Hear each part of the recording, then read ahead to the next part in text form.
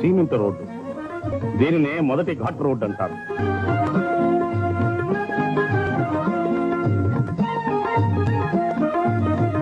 సునాయాసంగా ప్రయాణం చేసి శీఘ్రంగా తిరుమలను చేరుకోవడానికై స్వల్ప ఛార్జీలతో ఏర్పాటు చేయబడిన దేవస్థానం వారి బస్సులు.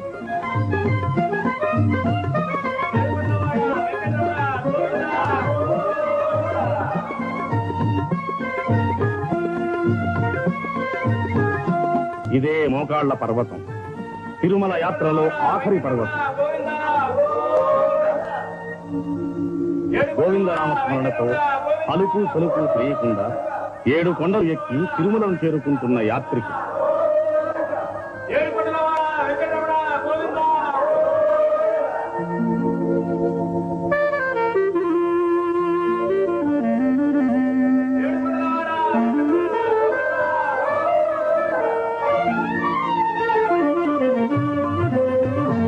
బస్సులలోను కారులలోను తిరుమలను చేరుకుంటున్న భక్తులు.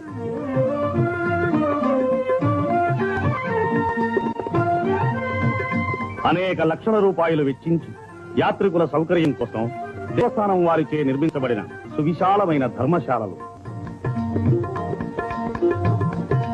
దినదిన ప్రవర్ధమానమవుతున్న యాత్రిక సమూహానికి వసతి సదుపాయాలు సమకూర్చడానికై దేవస్థానం వారు ఎన్నో నూతన నిర్మాణాలు కావిస్తున్నారు.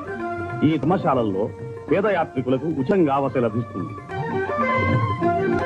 దేవస్థానం వారి ప్రథమ విచారణ కార్యాలయం. సంపన్నులైన వారు అద్దె చెల్లించి ఆధునిక సౌకర్యాలతో నిర్మించబడిన ఈ వసతి భవనాల్లో బస చేయవచ్చు.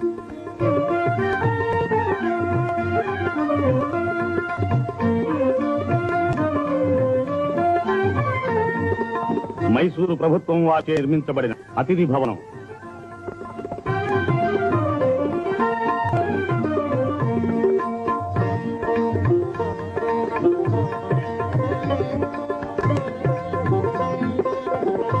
యాత్రికుల సౌకర్యాలను గురించి చర్చిస్తున్న మైసూరు ప్రభుత్వ పెష్కర్. మనోహరమైన ఉద్యానవనం, మయూరాకారంలో మలతబడిన నికుంజాలు, ఫలాహారశాల, పటా విక్రయశాల, దేవస్థానం కార్యనిర్వాహక సంఘం, శ్రీ వెంకటేశ్వర స్వామి వారి దేవాలయము, గోవిందరాజస్వామి, కోదండరామస్వామి, కపిలేశ్వర స్వామి వార్ల దేవాలయములు, పద్మావతి అమ్మవారి దేవాలయము, వీరి పరిపాలనా బాధ్యతను రాష్ట్ర ప్రభుత్వంచే తీర్మానింపబడిన చట్టబద్ధమైన ఒక బోర్డ్ ఆఫ్ ట్రస్టీస్ వహిస్తున్నది. బోర్డు అధ్యక్షుడు శ్రీ రంగరాజు, ఎగ్జిక్యూటివ్ ఆఫీసర్ శ్రీ చంద్రమౌళి రెడ్డి ఆధ్వర్యంలో దేవస్థానం నిధులతో నడపబడుతున్న వివిధ విద్యా సంస్థల, ధర్మ సంస్థల పరిపాలన అతి సమర్థవంతంగా నిర్వహించబడుతోంది.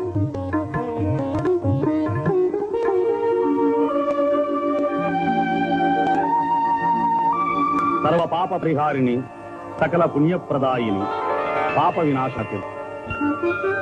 ఈ పవిత్ర తీర్థంలో స్నానమాడితే సమస్త పాపాలు సమసిపోయి పునీతులవుతారు. కొండపై నుంచి దుముకుతున్న జలధార క్రింద స్నానమాడి పవిత్రులవుతున్న యాత్రికులు.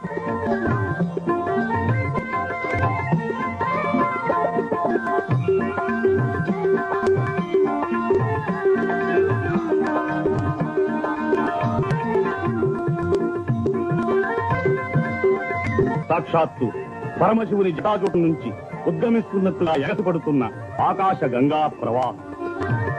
ఇక్కడ స్నానమాడితే 30 నదులలో స్నానమాడిన ఫలం లభిస్తుందని భక్తుల విశ్వాసం.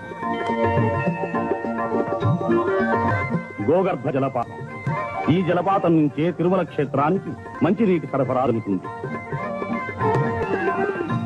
నీటిని పరిశుభ్రపరిచే యంత్రం.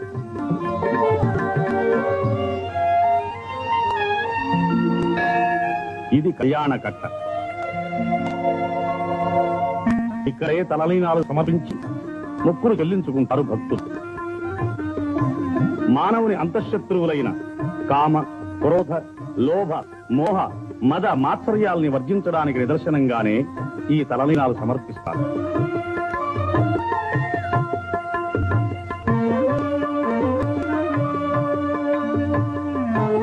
ఇదే స్వామి పుష్కరిణి. 30 తీర్థాలు ఇందులో తెలుస్తుంది.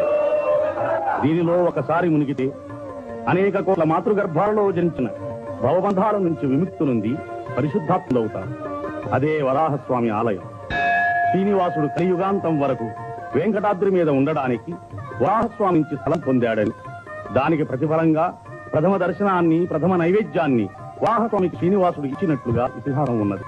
అందుచేత భక్తులు ప్రప్రథమంగా వరాహస్వామి దర్శించే వెంకటేశ్వరుని దర్శించడం ఆచారం.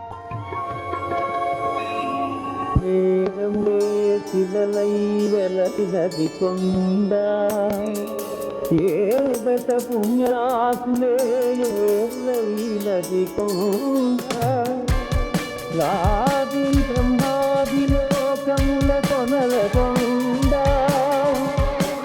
దేవుడుండేది చేతాభూమిండా.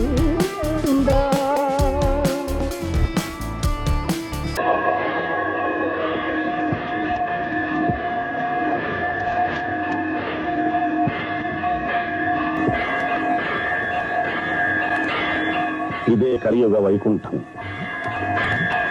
ఆదిశంకరితుడు, భక్తజ బాంధవుడు, ఆపదముక్కులవాడు అయిన శ్రీనివాసు నివాసం.